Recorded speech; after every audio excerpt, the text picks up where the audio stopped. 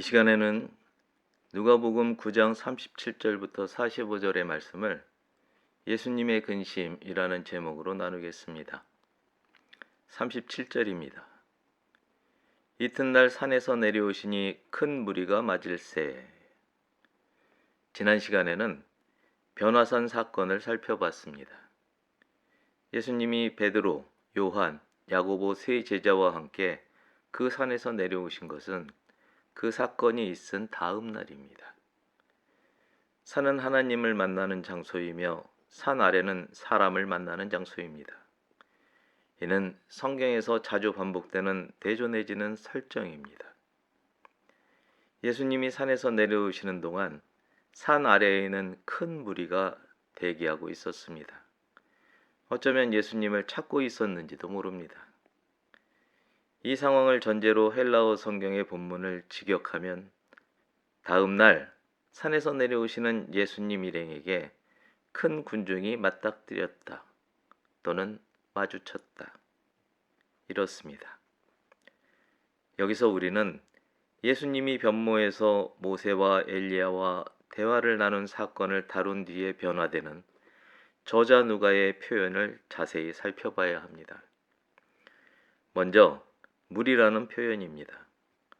지금까지 누가는 무리라는 표현을 우두머리가 없는 인파라는 의미로 사용했는데 변화산 사건 이후에는 우두머리를 가진 군중이라는 의미로 사용합니다. 그 방법은 무리라는 단어를 복수가 아닌 단수형으로 표현함으로써 예수님을 중심으로 결속력을 보이게 하는 것입니다. 이제까지 인파에 불과했던 사람들이 예수님을 머리 삼아 군중이 되어가는 사실이 그저 놀라울 따름입니다.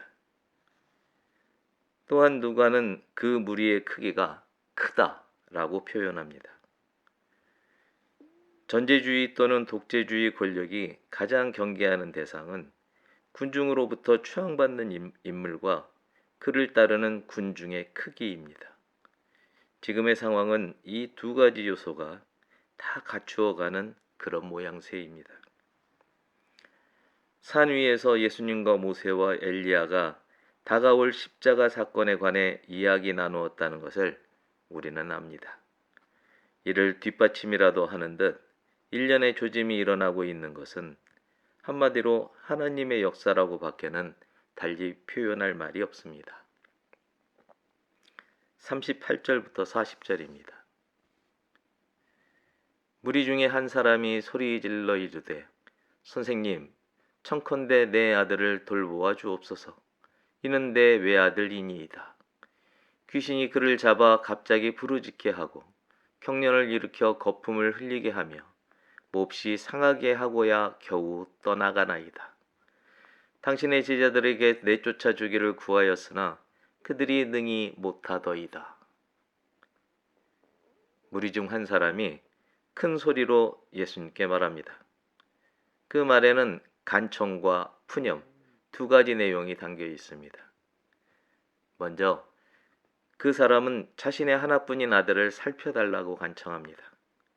사연인즉 이렇습니다. 귀신이 자신의 하나뿐인 아들을 잡고 있는 데다가 제 마음대로 들락날락 하는데 일단 들어오면 소리를 지르고 흉년을 일으키고 거품을 무는 등 한마디로 난리에 난리를 치게 하고 종국에는 아들의 몸을 다치게 하고서야 떠난다는 것입니다. 이제까지 귀신과 관련된 사람들은 주로 사람이 귀신을 붙들고 있었습니다. 그런데 이 귀신은 그 아들에게 어찌 허락을 받았는지 귀신이 아들을 붙들었을 뿐 아니라 제 마음대로 출퇴근까지 하고 있는 지경입니다. 이 아비의 말은 아들이 여럿이면 이러지 않을 텐데 외아들이라 이런 청을 드릴 수밖에 없습니다. 라는 의미로 예수님께 도움을 청하는 것입니다. 만일 이 아비가 착한 사람이고 10손가락 깨물어 아프지 않은 손가락이 없다는 것을 전제하면 이 아비에게 아들이 여럿 있었다고 해도 똑같이 했으리라 생각합니다. 이어서 이 아비가 푸념을 늘어놓습니다. 제자들이 선교를 나가 이미 여러 이적을 보인 소문 때문인지 예수님이 보이지 않으심으로 제자들에게 아들 고쳐주기를 청했었는데 못 고치더라는 거죠. 조금 전에 얘기했지만 아마도 처음 보는 유형의 귀신인지라 제자들로서는 대처 방법을 찾아내기가 어려웠던 모양입니다. 41절 앞부분입니다. 예수께서 대답하여 이르시되 믿음이 없고 패역한 세대여 내가 얼마나 너희와 함께 있으며 너희에게 참으리요. 본문에 나오는 패역이라는 말은 도리에 어긋나고 순리를 거스름이라는 뜻입니다. 예수님이 믿음, 곧 하나님께 대한 충성이 없고 하나님의 뜻을 모르는 세대를 근심하십니다. 귀신이 제 마음대로 출퇴근하는 것을 허락한 자나 그렇다고 처음 보는 유형의 귀신이라서 쫓아내지 못하는 제자들이나 예수님께는 모두 걱정거리입니다. 제가 만약 제자들과 같은 처지였다면 예수님의 근심에 대해 속으로 이렇게 반문했을 겁니다. 아니, 여태껏 이런 귀신을 주님이 어떻게 쫓아내시는지 제가 본 적이 없지 않습니까? 하기는 제자들 수준이 문일지십, 다시 말해서 한 가지를 들으면 10가지를 미루어하는 그런 경지에 이르려면 까마득하지만 말입니다. 또 제가 귀신 든 아이의 아비였다면 이렇게 신세를 한탄했을 겁니다. 그렇지만 세상을 보십시오. 저희와 같은 자들에게 호의호식을 약속한다면 영혼이라도 팔지 않겠습니까? 예수님이 오실 수밖에 없는 이 세대가 처한 환경을 놓고 보면 본문 마지막에 예수님이 얼마나 너희에게 참으리요 라고 하신 말씀은 수사의문임에 틀림이 없습니다. 예수님은 사람의 연약함을 동정하지 않는 분이 아니십니다. 할렐루야.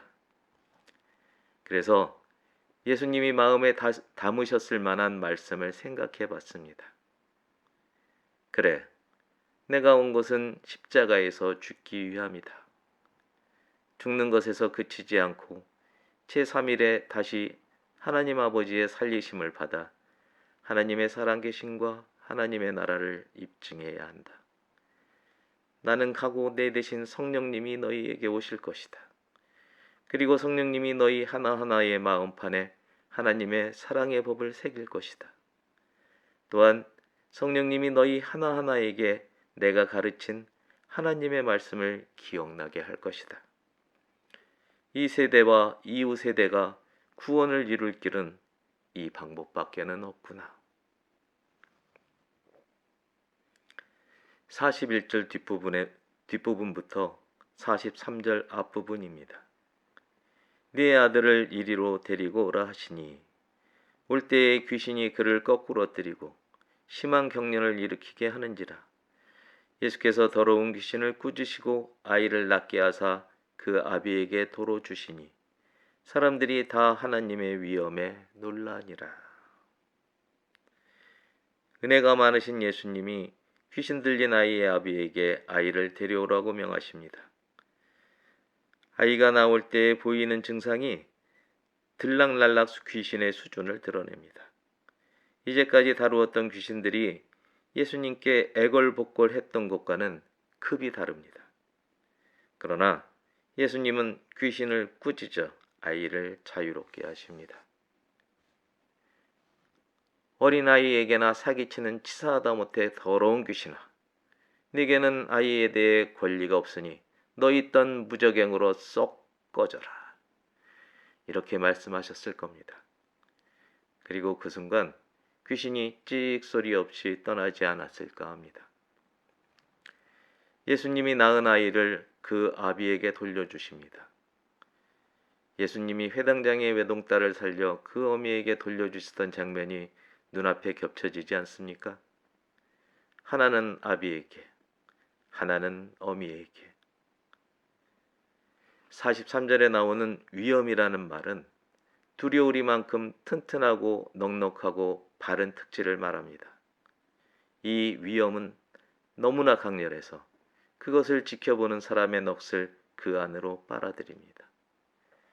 이 장면을 본 무리는 한동안 넋이 나간 상태에 있으면서도 자기도 모르게 각자의 옷매무새를 여미는 상징적 행위로 자신들의 흐트러진 몸과 마음을 가다듬었으리라 생각합니다. 이것이 진정으로 생명이 지닌 빛입니다. 그 빛은 찬란하고 엄숙합니다. 바로 하나님이십니다. 43절 뒷부분부터 45절입니다. 그들이 다 그 행하시는 모든 일을 놀랍게 여길세 예수께서 제자들에게 이르시되 이 말을 너희 귀에 담아두라. 인자가 장차 사람들의 손에 넘겨지리라 하시되 그들이 이 말씀을 알지 못하니 이는 그들로 깨닫지 못하게 숨긴 바 되었음이라. 또 그들은 이 말씀을 묻기도 두려워하더라. 사람들에게서 자연스럽게 할렐루야 찬양이 나올 만큼 모든 사람이 감탄에 푹 빠져 있을 바로 그때입니다. 예수님이 다시 한번 제자들에게 말씀하시며 명령하십니다. 제자들아, 이제 얼마 있지 않아 인자가 사람들의 손에 의해 로마 사람들에게 넘겨질 것이다. 나의 이 말을 너희가 너희 귀에 정말로 꼭 새겨두어라. 본문은 예수님이 말씀하시는 바를 제자들이 알려하지 않았다고 기록합니다. 그리고 그 이유는 그들이 의도해서가 아니라 아직은 때가 아니라서 하나님이 그들의 마음을 어둡게 만드셨기 때문이라고 기록합니다. 더 나아가 하나님께서 제자들로 하여금 예수님께 묻는 것 자체를 두려워하게 하셨기 때문이라고 기록합니다. 여기서 두려움이란 망설임과 같은 뜻입니다. 존귀한 하나님의 친구 여러분, 하나님이 하시는 일을 봅시다.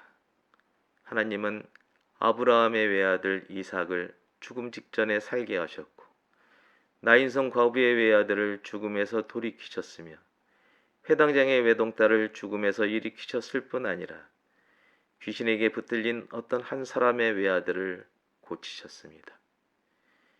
그리고 이제 자신의 외아들을 십자가에서 죽이십니다.